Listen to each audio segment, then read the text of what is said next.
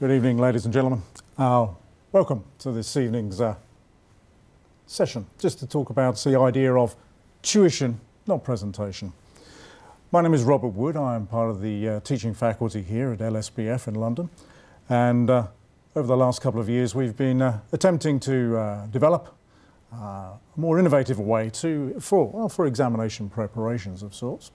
And the idea behind all of this is to change the way in which we sort of have a slightly or different approach in terms of the teaching methodology. As you can see, if we move in terms of this situation now, welcome, I'm going to take you through in here. We're going to go and have a look into this idea about this methodology that may exist here. Teaching or basic involving tuition, not presentation. At first glance you may look at this and say, well actually really are they not the same thing? Well, we like to think that actually there's a subtle difference in the way that we do things in here in LSBF, and that this something will be worthwhile you experiencing, something that perhaps we could come along and sort of certainly get you trying out. So talking around in terms of all of this, the idea of tuition puts a focus onto the quality of the tutor that's involved in the room, their knowledge, their expertise, and the all-round general presentation that may exist with this idea of ACCA and CIMA presentations. The presentation ideology, well, this takes us back down to, shall we say, some of the more traditional methods or some of the other areas that we've seen within these competitors and other areas in relation to classes themselves. So let's make a start. Let's go and have a little look and just think about some of the things that we've picked up and seen from these angles in here. Now, when we look in terms of this angle to take us out to the idea of thinking about traditional lecturing, some of the things that we've seen in the past, and we can look into some of these prospects. We can see some of the ideas with all of this, and you know, some of the cases. One second. And some of the things we can see sitting just in here is sort of comments that may exist in relation to quality of the lecture that is taking place. I've seen feedback from students in the past that have come back into me and talked about tutors in other areas and other points and said, well, yeah, I've got the thing, we've got a big pile of notes here, but all the tutor's done is just read through the notes. You know, I can do that at home. Why would I want to come to your college if all the tutor is going to do is just read through the notes? And that's fair enough. But this is going to take us back down to some of the sort of key areas where we're going to need to think about the idea of information and the distinction of information away from knowledge. Now, obviously, other things we've seen here is comments that I've put in place, such as, well, the lecturer just worked the examples in the notes, and I could do that on my own, and students saying, well, tutor couldn't or was just unwilling to discuss anything outside of these notes. And what I've found in many cases was that products are being presented in the markets were very much along the lines of, here is a set of notes, and then what actually revolves around this is that actually the notes then just become the sort of basis of the course. And the idea is that, of course, if you just read the notes, you should pass the exam. And this mentality is quite common in a lot of students, and I've found it very much so in talking to students who perhaps in the past have had difficulties in passing examinations, where they feel that if they've got the notes, they read the notes, they should pass the examinations. Again, we had situations where tutors have ignored some of the notes, lacked focus, all these sort of things. A whole range of comments that I've got sitting on there. But this is sort of manifesting itself very much along the lines of saying, look, what we have here is that we have sets of notes that perhaps are being unduly focused on. So with our philosophy within terms of LSBF, we want to try and take ourselves out a little bit away from that, away from perhaps what some of our competitors are doing, which is just putting students in a classroom and then saying, here's a note, here's a note, here's a note, here's a note, and then just walking them through it.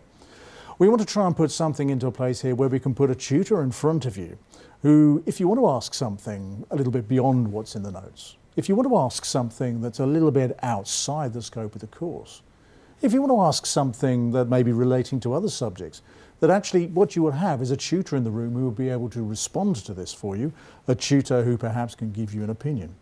Got to be careful here, of course, in terms of LSBF, we are not going to be sitting here giving you tax advice or professional advice. Our focus is always primarily to give you examination success. Examination success. This is the prime objective. With professional school education, the prime objective is for you to pass the examination and pass it well. So you don't have that uneasy feeling for a couple of weeks after the examination as to whether you've passed or not. So when we come down to this, we can start to say, well, okay, look, moving towards this examination, we need to change this around a little bit. We do want to put a tutor in there, and I make a distinction. And the whole LSBF approach distinguishes perhaps between tutoring and lecturing. There is a need for both of those, and different levels and different papers have a different need for the balance in between them, but we will need this aspect. We're going to need these prospects between it. So what do we need to focus our attention on here? Let's look at this traditional idea that we have.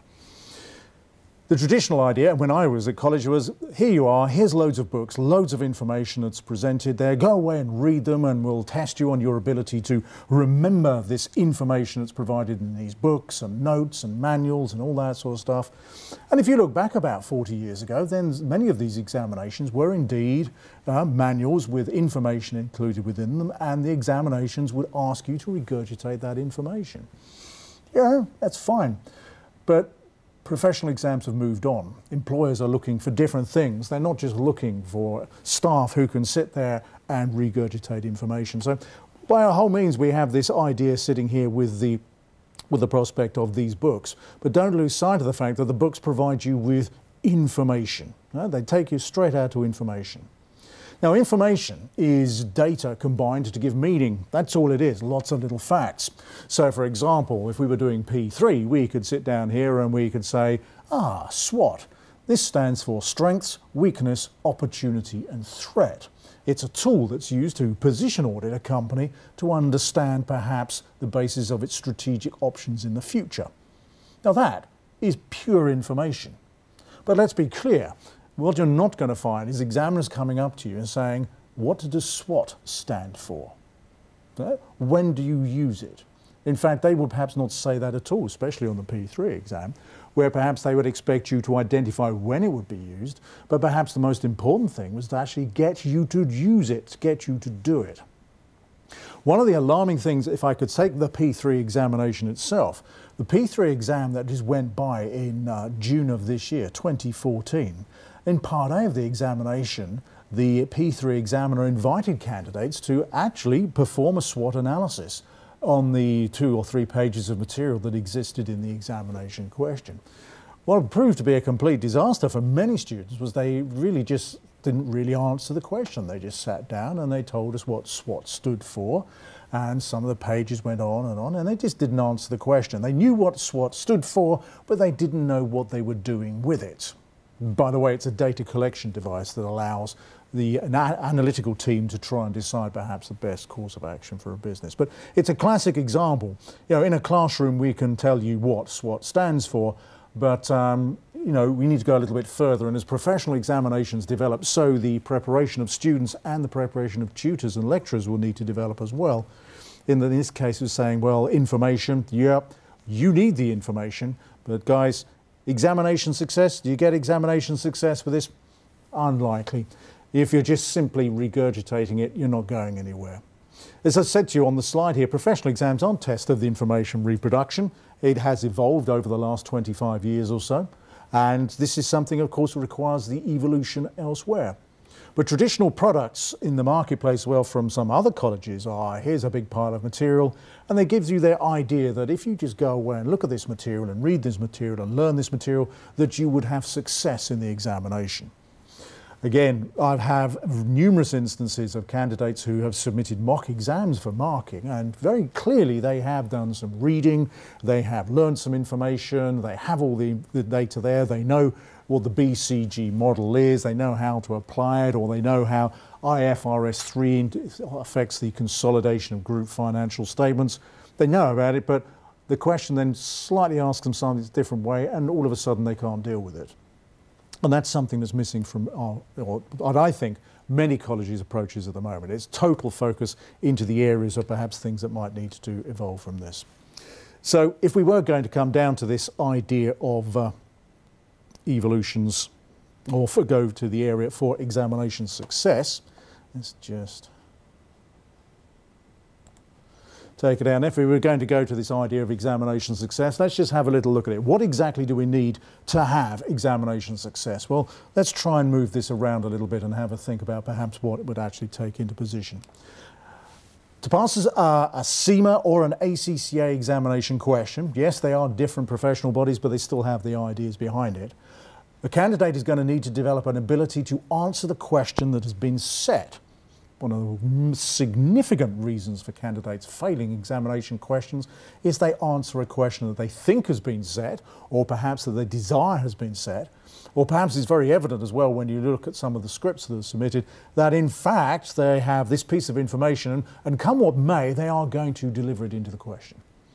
You know, for examination success, we must answer the question. We need to get into this. Now, different examination papers have different exam teams, they have different approaches, and so you can't just take one rule fits all and sort of move across to say, well, I've got this methodology, I'll use it for all of my examinations. That just won't work. So in terms of this situation, all right, can't see any video or hear anything. Did it start? Yeah, we've started. Can you hear me at all?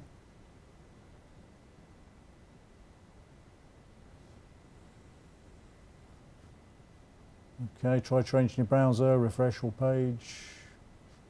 Okay, excellent stuff. So, welcome. Now, we're sitting down here thinking about the idea of examination success. As I just sorted it out there at the beginning here, what we need to try and pick out from all of this basis is the idea is that candidates need to focus onto the question that's set. It sounds very easy, but actually it does vary between examination papers and senior examiners and markings. Different subjects have different areas, different things in different ways. This is a particular skill that needs to be taught. It needs to be tutored rather than presented.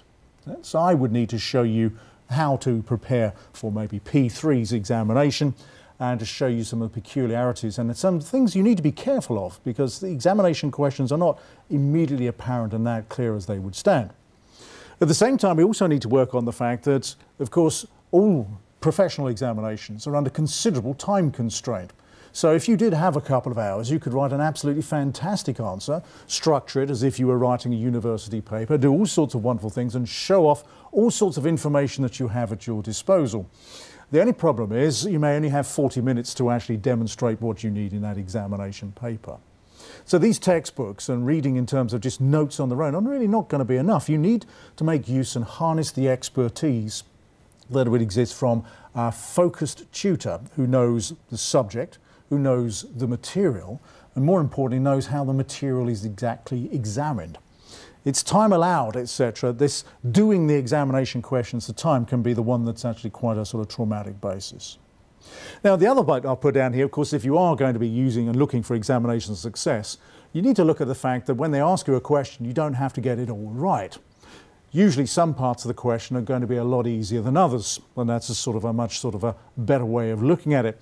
So you look at it, and so if you were looking at a basic marking scheme, you would find that usually more than half of the marks are awarded for fairly basic technique or basic knowledge or basic application. And of course, if we could harness all of those marks, then we would be successful. What we often see is that candidates will identify perhaps harder parts of the question, and examiners do tend to put hard parts of the question in there. And if you focus onto the hard part and forget about the easy part, you get drawn into it, the timing goes, and it's all down to this wonderful little thing we talk about, exam technique. And of course, people are individuals, and the technique for one individual is likely to be very different to a technique for another individual. People are different. So this is not something, a case that you can sit down here. You can just pick up a set of notes and present a set of notes and away you go. I talk to students on a regular basis, and when we have new students who join us, they generally express a wow factor. I've been to such and such a college, I've been elsewhere, and all they did was just go through the notes. No suggestion of examination question, no suggestion of examination technique.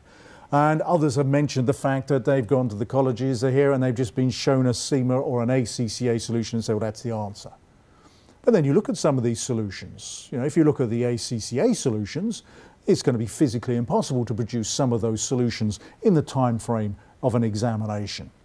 You know, 45 minutes is not possible. But many students fail to appreciate that. I was doing a class the other day and literally the students in the front row said, but the answers, the published answers are so much more detailed. How can I possibly put all of those in the time? And I explained to him, you don't have to do that.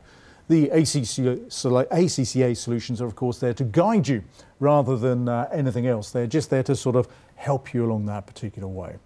So that's what we need to think about. So, okay, we've got to answer as set, make sure we're answering that question, make sure we get our time management spot on, and make sure we actually tune in to the easy marks and achieve our success. Now, in order to do this, without a doubt, you are going to need to make sure that you have information. The information's got to be there, raw fact.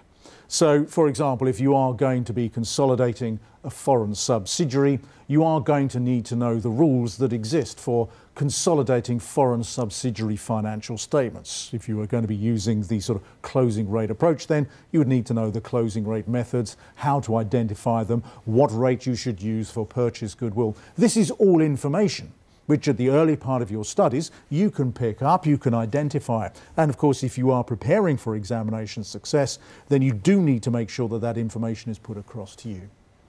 Now that takes us right the way into the area of lecturing with a little bit of tutorials, because some things are very easy. As a lecturer, I could tell you that PEST stands for Political, Economic, Social and Technical Issues when studying the external environment of a business. That's pure information. And I could tell you the rules for consolidating foreign subsidiaries. That's pure information. But then also, when we get to some of the tricky bits under foreign subsidiaries, a skilled tutor will be able to explain it several different ways. So if you didn't actually understand it in the first prospect, if you couldn't see the answer, you could ask the tutor and they should be able to explain it to you another way. Or maybe get you to think about it from a different perspective or a different direction. PEST is PEST, but foreign subsidiary rules, you know, you might want to know, why is it that the amortized goodwill is translated at the average rate of the year when everything else is at the closing rate in the year? You know, as a tutor, they would be able to answer that for you. You should be able to ask that. Try asking that next time you're in a class. So in your preparation, information. Some information, very easy, which can be presented to you in a variety of mediums, but can be ordered and put into context for you. Other bits of information take a little bit more, shall we say, time to try and understand.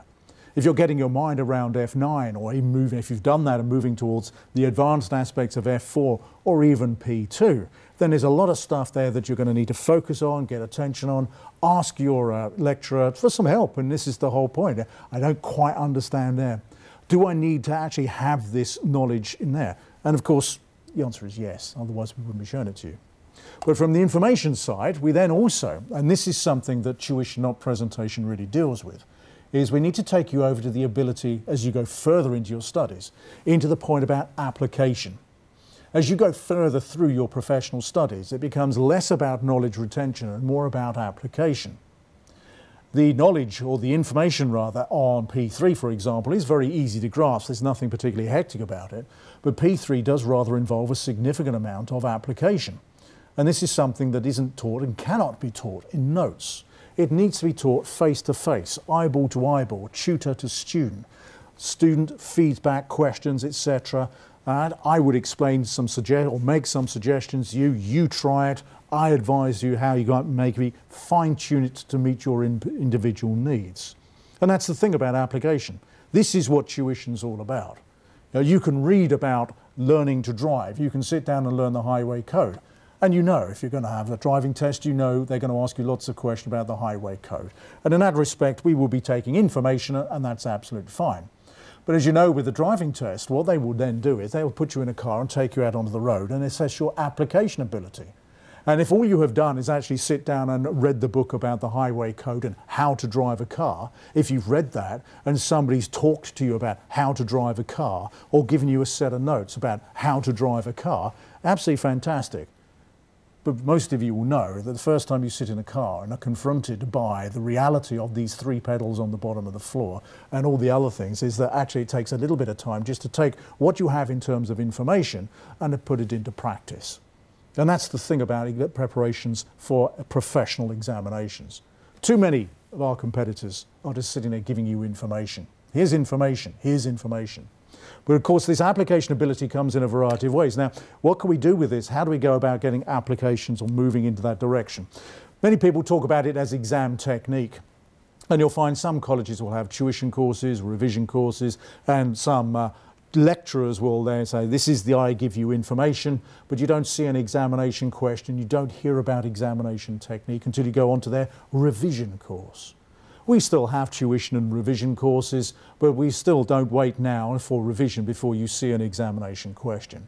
Evening 1, week 1, you're seeing an examination question, because this is the ultimate hurdle. This is what we're actually preparing for. This is where we're going with this particular item, and that's what's so important about it. Exam technique, practice, review, adapt. Practice, review, adapt. Bounce it off your tutor. Your tutors here at LSBF will give you some homework to do. They'll give you coursework to do. And you know what? We'll expect you to do it as well. Why? Sounds pretty horrendous. Because when you actually do the homework, what you're actually going to be doing with all of this is you're going to start to experience the challenges that arise from this strange part where all of a sudden you're looking at the information and trying to move it across. Be it a legal question, and when the law exam asked you, it's different now, but it used to be say, well, here it is, here's a little legal scenario, and what's the solution, and why would you put it into place? And I can remember as a student looking at it and thinking, well, I know the principles of law, but I don't know where to start with this. And I would do the exercise. Unfortunately, I'd come out with 55%. I'd be disappointed by the event because I thought I knew more, and I did know more, but what I failed to grasp all those years ago was, in fact, I hadn't actually got the exam technique sorted out. But remember, let me emphasise all of this. Different papers require different approaches. You know, for the earlier stages, for those of you who are going to be starting with MCQs, multiple choice questions, there's an approach that needs to be followed on your F1, which is actually different to the one that you would use on the F3. And these things are going to vary around. And it's not just a simple case of, oh, I'll just guess A, B, C, or D. You know, you need to look at it and say, well, what's the best way of approaching the paper? An F1 tutor, a specialist, will be able to tell you not only all the theories that are involved in F1, but he or she would also be able to tell you the best way to approach certain questions, topics to look out for that may be difficult with MCQ that might be worth just skipping over and maybe trying something else. Now, that's fine. You know, we need information. We need to combine it with this application ability. So what we're talking about here is taking information and we're talking about combining it with experience. Ladies and gentlemen, what that really means is somewhere along the line, you're going to need to find yourself somewhere in a classroom, either face-to-face, the traditional method, very, very good. You get to know your tutor, you can see them face-to-face, or of course, as we go into the current decade, things such as we're looking at in here now, where you can sit at home and actually sit down and review and see what's involved with all of this and interact. You can interact, different things, convenience, and these sort of mediums that we're using here is quite good for, shall we say, information transformation. I could sit here and say to you, PEST, politics, economic, social and technical, there's the information, and then I could try, and we can, as the technology evolves, getting you to actually do it. But an interface, an interaction with other students and a tutor rather than a lecturer, different things. So for exam success, you know, it's a much, much better thing. What I've seen is far too much emphasis I'm saying is, here's a set of notes, it's notes, it's notes. Students will come to me and say, can I have the notes? And say, yes, of course you can have the notes. But then what are you going to do about it? How do you work? Oh, well, I didn't come to class, so I'll just read the notes. It just doesn't work. So, okay, preparing for professional examinations is another issue altogether.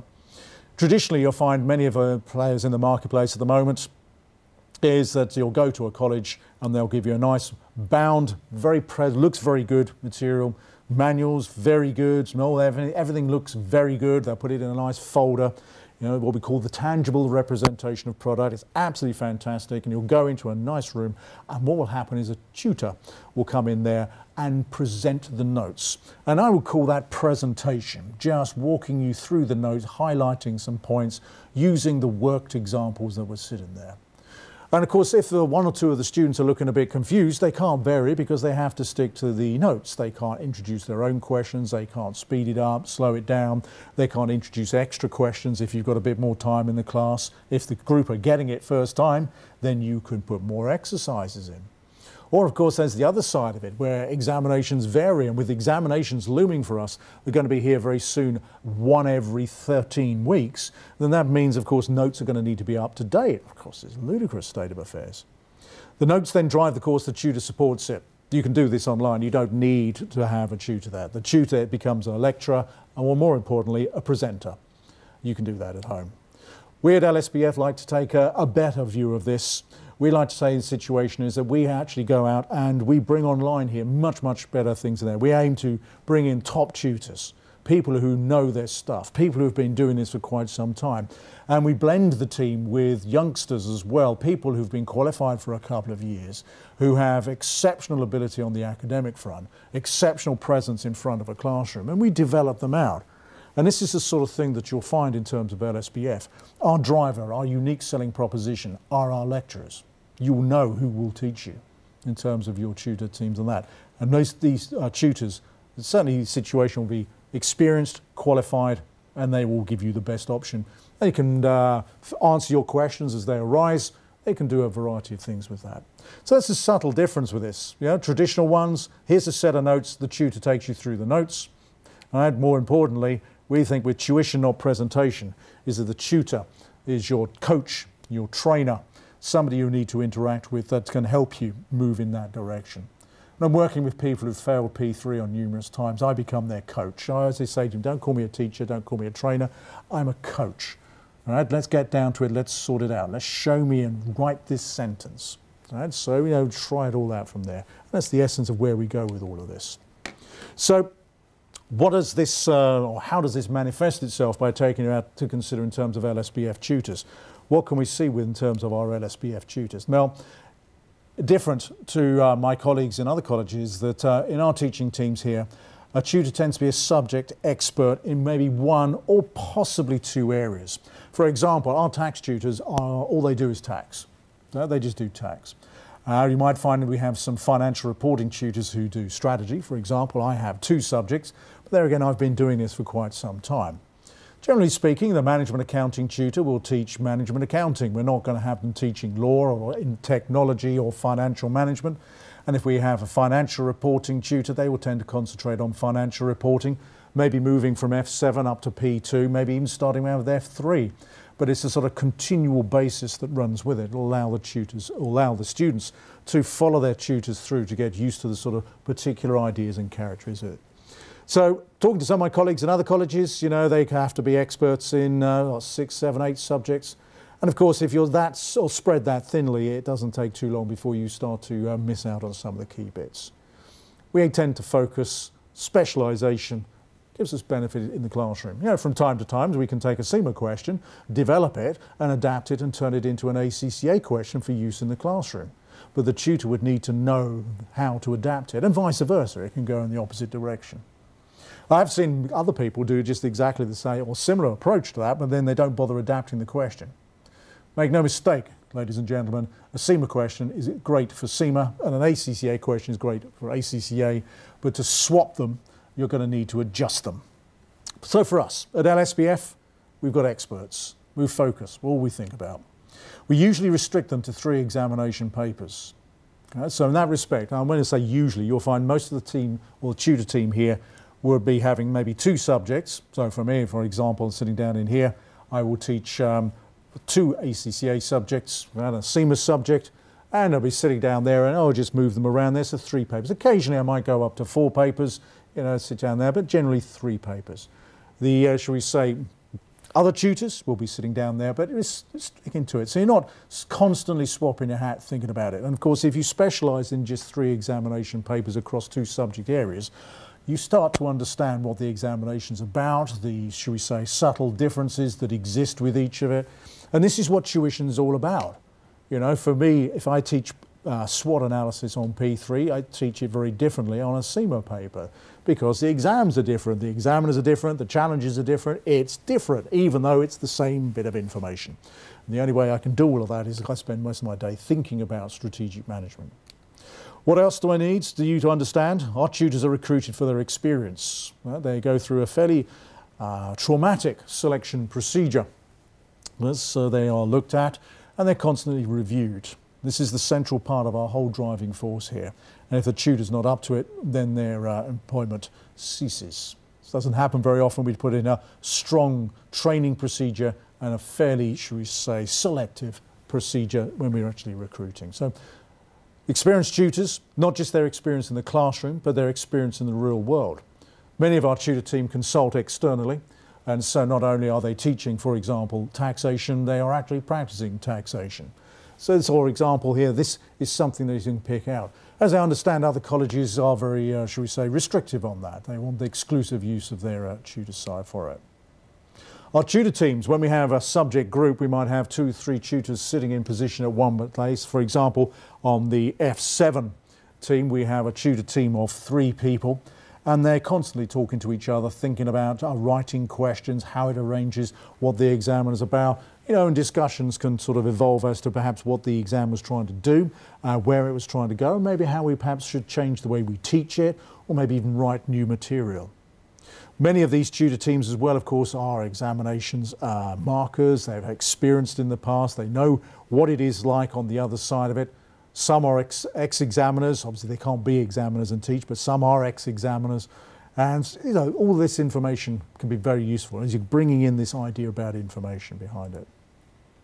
Our tutors write their own material. So if you're sitting in my class, everything you're given in my class is written by me, not by somebody, shall we say, 200 or 300 miles away who's never been in a classroom in their life, not by somebody else who may well teach and has put something in there and we're not really sure what they're getting at. Remember, the notes support the tutor, not the tutor supporting the notes. What you're looking at here is a whole central resource.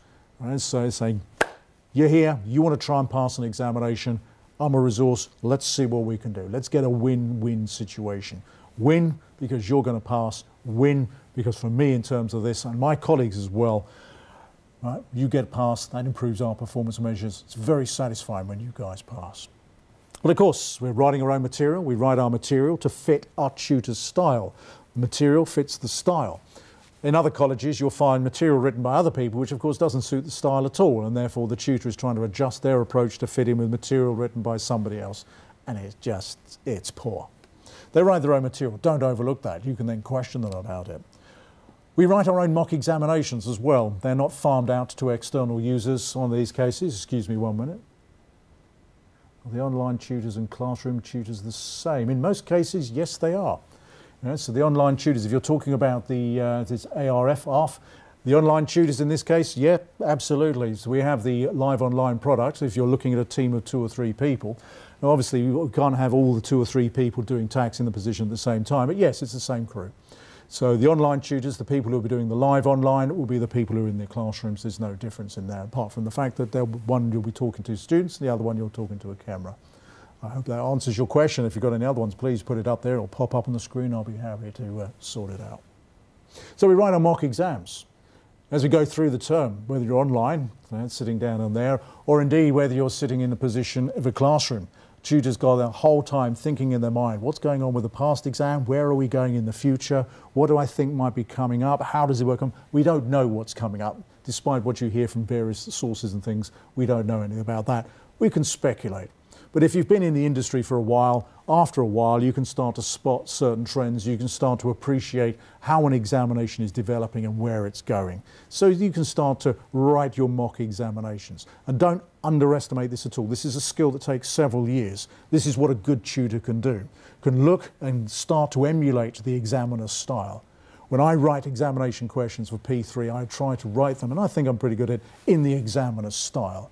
When I write F7, I write them in the examiner's style. When I write in terms of CIMA, I write them in the examiner's style.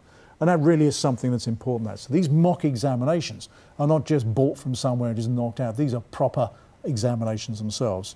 And what you'll find now is that tutor will mark your work. They're not farmed out to some, should we say, marking farm in some remote part of the country. If you're my tutor, sorry, I'm your tutor, if you were my student, I will be setting you coursework, I'll be setting you mock examinations. Obviously the mock is right at the end, but we do a little bit of coursework along the way. And I'd be setting it, I'd want to see how you're getting on, and then you can ask me questions about it. It's not like you're asking me about something I don't know. I've written it and it's sort of targeted into on that basis. You know, it then fits in with what we're teaching and what we're doing.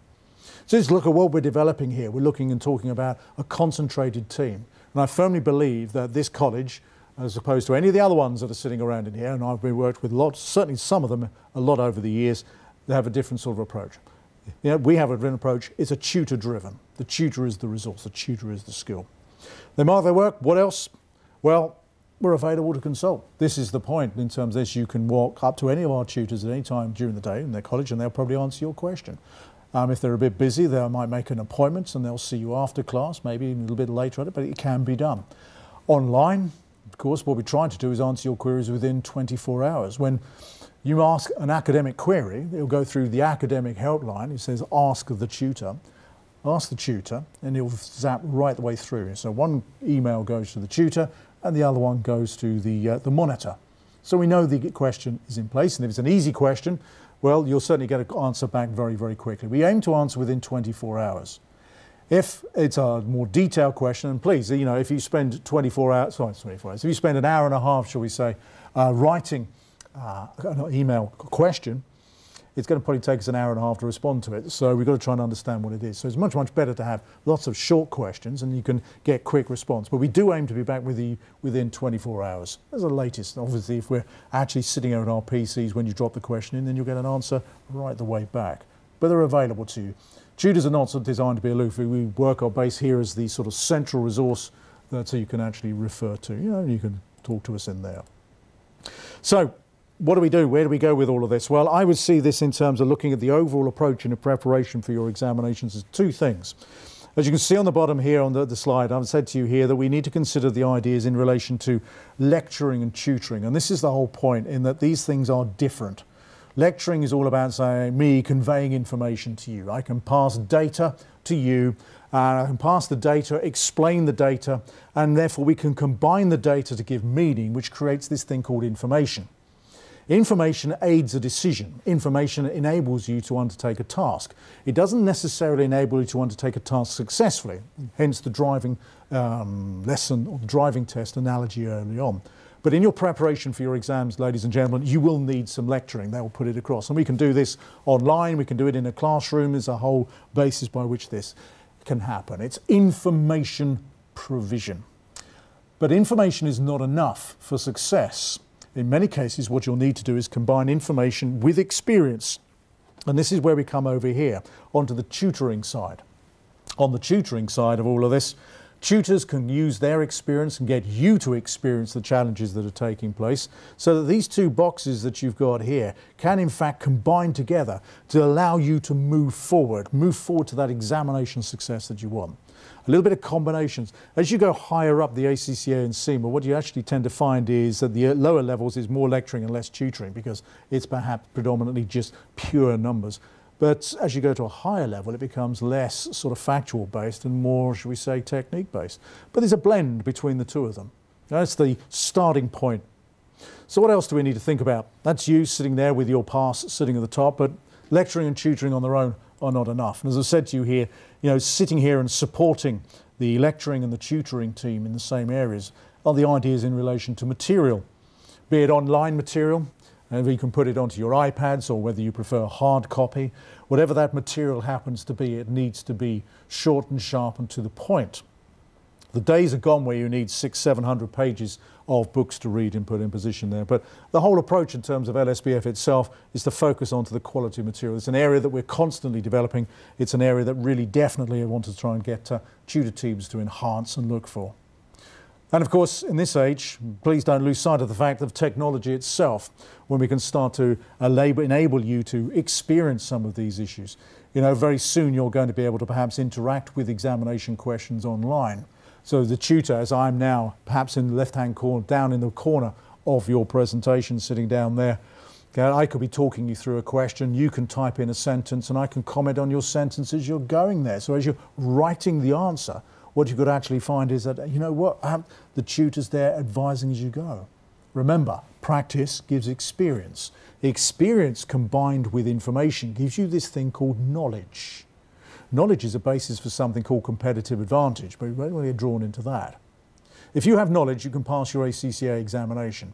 Knowledge is experience combined with information.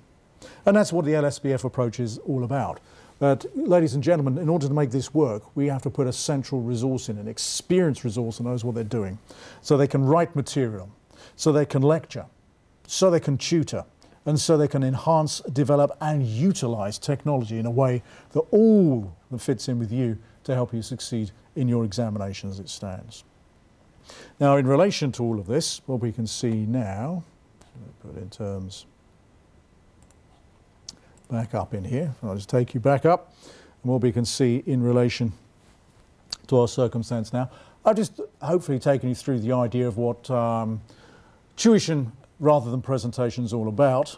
It's infuriated me over the years and looking at some sort of colleges and what their products are put out and just say, well, here's information, thinking that students can go off and do loads and loads of information. And don't get me wrong, it is possible. You can sit down, you can read all the books, you can do all the examination questions, or you can make use of myself or some of my colleagues who can just show you absolute shortcuts and save you a bit of time. We're all busy people, we've got better things to do. Not the tutors, you as CAT students have got better things to do. So why not pay us in the situation and we'll just sort out the material for you. Not the material, the technology, and we become a resource on your side. You know, something to help you do on that particular basis behind it. Anyway, that concludes the idea of what I want to put across to you this evening. Just leave a little bit of time if anybody has any questions or issues they want to raise. If you want to type them in, I'll be more than happy to deal with them for you. Hopefully we may see some of you on a course here at LSBF, and if you have any other times or queries, please feel free. You can contact me at Robert Wood, that'll be rwood@lsbf.org.uk. But to say, if any of you have any queries, I'll happily deal with them. I'll deal with them now for you. If not, then our session terminates. Have a good evening.